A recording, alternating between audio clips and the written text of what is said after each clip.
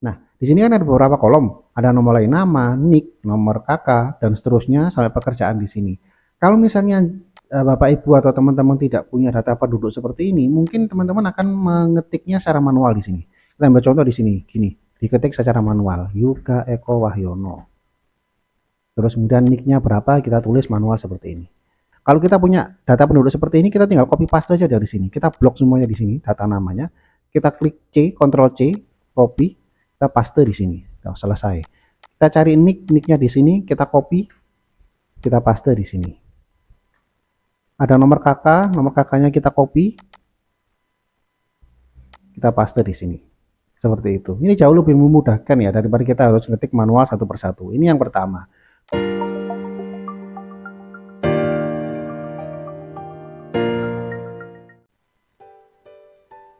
Halo Sobat Kreatif, kali ini kita mau berbagi tentang bagaimana cara pemanfaatan data penduduk yang ada di website desa. Sebagai contoh, ini ada website yang kami kerjakan, yaitu website Desa Tirtomoyo di alamat tirtomoyo.desa.id. Kita bisa langsung masuk ke halaman admin terlebih dahulu. Kalau misalnya teman-teman aksesnya melalui desktop atau PC atau komputer, bisa masukkan di URL di sini, tambahkan di belakangnya ada slash sideman untuk masuk ke halaman admin seperti ini, lalu tekan enter. Atau kalau teman-teman bukanya lewat HP, bisa juga seperti ini. Ini kita ambil contoh tampilan dari HP ya. Di sini ada menu login, tinggal klik login, terus kemudian login admin seperti itu.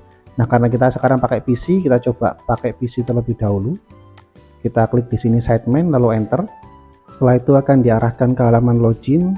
Silakan masukkan username di sini dan passwordnya di bawah, kemudian klik masuk. Oke, di sini ada beberapa menu mulai wilayah desa, penduduk desa, dan seterusnya. Kali ini kita fokus ke data penduduk terlebih dahulu ya, untuk memanfaatkan data penduduk.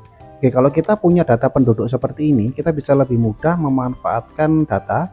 Misalnya ketika ada permintaan tentang data fakir miskin, atau kemudian ada permintaan tentang nomor kakak, nomor NIK, nomor KTP, ada di wilayah RT RW berapa dan seterusnya, nama orang tua dari si A si B seperti apa, kita bisa dengan mudah mendapatkannya di sini. Kita ambil contoh di sini, kita cari seseorang misalnya, kita anggap contoh ini nama saya sendiri ya, misalnya Yuga Eko gitu. Masukkan di sini, sudah muncul, nanti ada beberapa nama yang sesuai, tinggal diklik aja, terus kemudian kita klik tanda ini. Nah, ini udah muncul kakaknya. Terus kemudian kalau misalnya mau lihat anggota keluarga, bisa kita klik di sini di kolom nomor kakak, kita klik nomor kakaknya.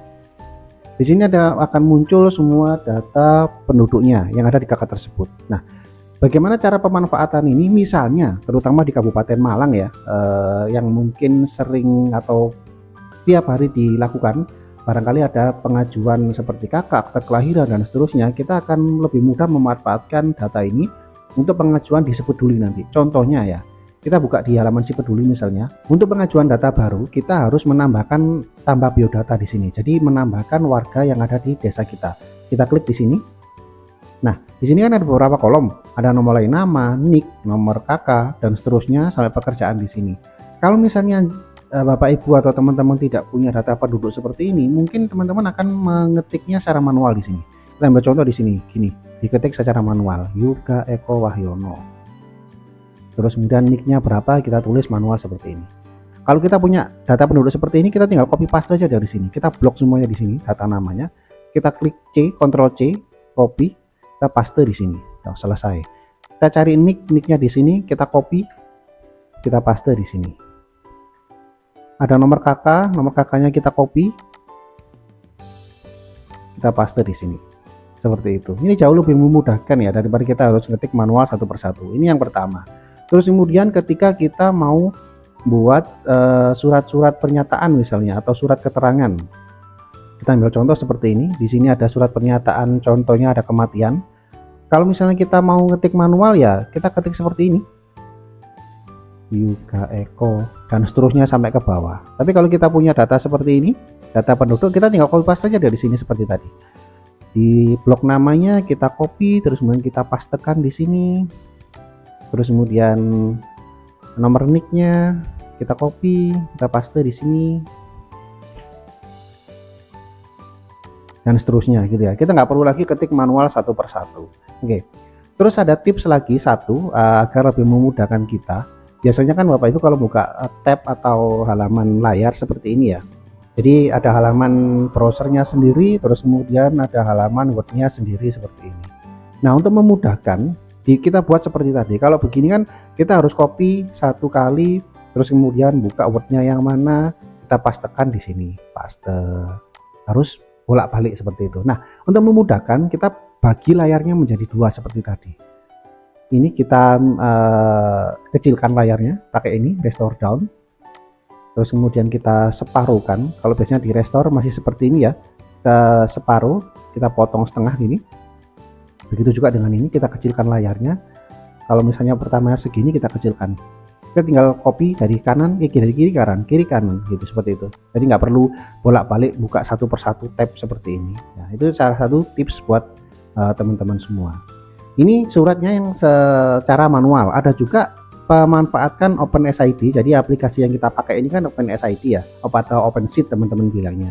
Kita juga sudah ada di sini layanan surat yang pencetakannya secara otomatis. Jadi kita nggak perlu ngisi lagi, tinggal klik-klik aja. Kita ambil contoh, di sini ada layanan surat, menu layanan surat, kita klik cetak surat.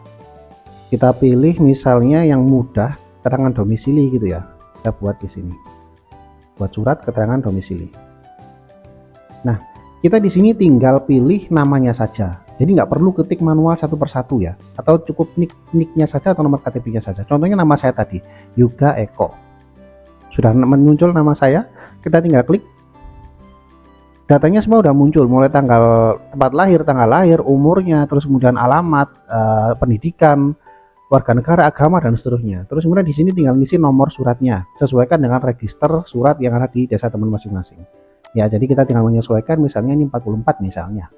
Terus kemudian diisi keperluannya di sini. Keperluannya untuk pengajuan usaha misalnya. Pengajuan usaha. Di sini ada berlakunya, masa berlaku ini bisa teman-teman atur sendiri, bisa 1 bulan atau berapa hari, itu tergantung kebijakan masing-masing ya. Jadi bisa disesuaikan, diabaikan juga boleh. Kalau defaultnya sih ini ada 1 bulan atau 30 hari. Tertanda tangan atas nama, ini kepala desa yang tanda tangan. Terus kemudian kita klik simpan.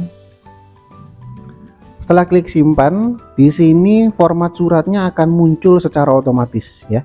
Jadi ada kopnya, terus kemudian ada keterangannya, nomor suratnya sudah muncul semua, formatnya seperti ini. Kemudian kalau kita mau cetak, tinggal cetak PDF saja. Terus kemudian akan terdownload. Nah, sudah jadi.